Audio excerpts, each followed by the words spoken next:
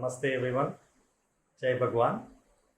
Today we are going to discuss yoga related injuries, as yoga is being globally accepted as one of the most prominent mind body intervention which helps to heal from multiple psychosomatic ailments.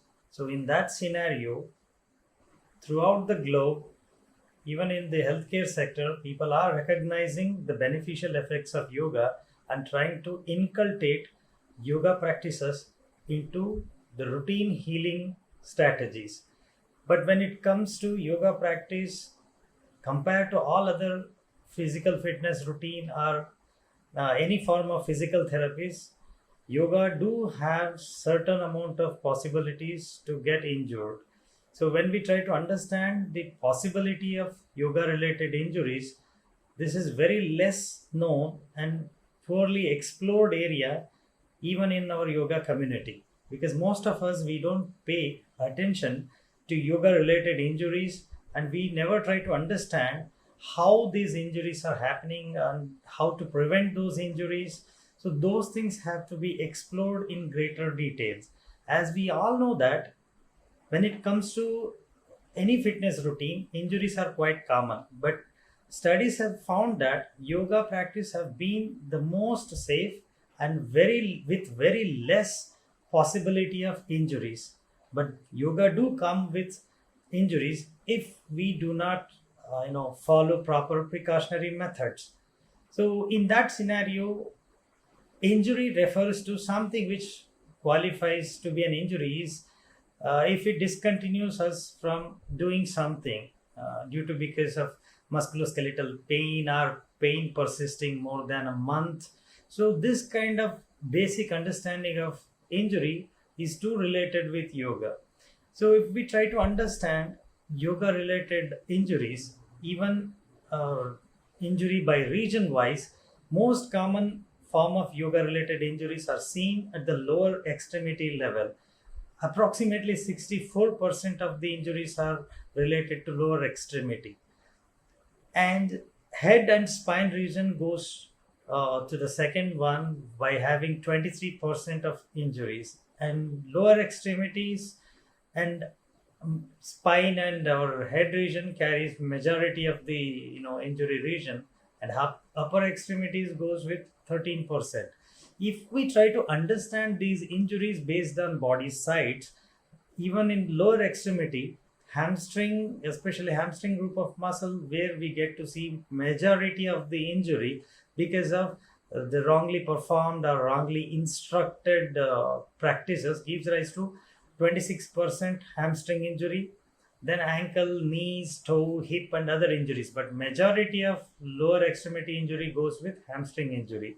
And when we see the upper extremity, shoulder is the most complex joint in our body, which is very vulnerable for any sort of injuries, and 5.6% injuries, yoga related injuries, are at the shoulder, and as well as wrist too, but compared to wrist, shoulder becomes more involved.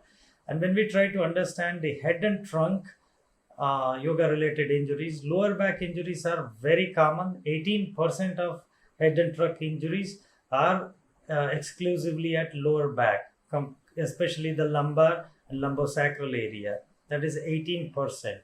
And along with neck injuries would be 3%, and chest, ribs and mid back would be 1 to 2% ratio. And if we try to understand the lower extremity injury, where majority of the injuries are seen at acetabular labrum tear or Achilles tendon injury, or even medial meniscus tear and transient patellar dislocations. These are the commonest form of lower extremity injuries we get to see. And if we see the upper extremity, the rotator cuff injury stands very tall in this list, goes with 14.3%. So along with that, glenoid labrum tear and rotator cuff full thickness tear. So these are the commonest form of injuries we get to see in the upper extremity. And when we see the head and trunk region, most commonly lumbar disc herniation, almost 10% of them are commonly seen in head and neck part. And of course, even when we see the cervical area, the same disc herniations are recorded. The injury rate and the population, if we try to understand, 60, the elderly population above the age of 65, the injury rate increases by 8-fold, and 45 to 64, the older adults would be the injury possibilities would be doubled, and fractional injury possibilities are there in the younger population. But one thing becomes very common and prominent here: all these injuries are preventable, and 35% of these injuries are sprain, because these are the most common injuries. But acute injuries or even chronic injuries, all these yoga related injuries are preventable. That is something which we need to pay more attention here. Being a yoga therapist, yoga instructor, or a teacher, most of these yoga related injuries can be prevented just by making proper understanding and basic adjustments according to the need of the participants who are practicing yoga. So that takes us to the next level, where we need to understand what are the basic things being a teacher or instructor we should consider to prevent these injuries. So we will discuss those things in the next video. Thank you very much.